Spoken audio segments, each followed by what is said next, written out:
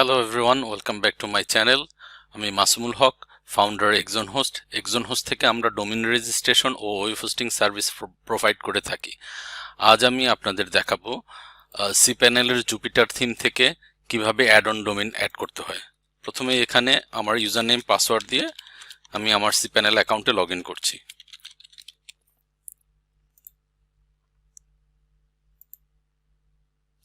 cPanel অ্যাকাউন্টে log ইনের পর এখান থেকে স্ক্রল করে ডোমেইন সেকশনে যেতে পারেন, কিংবা এখানে সার্চের যে অপশন আছে এখান থেকে ডোমেইন লিখে সরাসরি ডোমেইন সেকশনে চলে যেতে পারেন। ডোমেইন সেকশনে আসার পর যে এখান থেকে ক্রিয়েট এ নিউ ডোমেইন এই অপশনটাতে যাব। এখান থেকে যেই ডোমেইনটি অ্যাড অন হিসেবে আমি অ্যাড করতে চাই বা হোস্ট করতে চাই সেই ডোমেইনটি এখানে লিখব।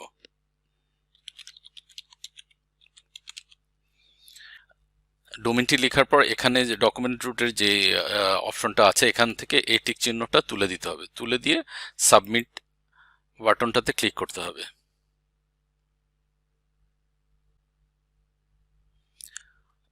অ্যাড অন ডোমেইনটি ক্রিয়েট হয়ে গিয়েছে, এখানে সাকসেসফুল মেসেজ দেখাচ্ছে। এখানে যে masumul.io এই ডোমেইনটি অ্যাড অন হিসেবে যুক্ত হয়েছে।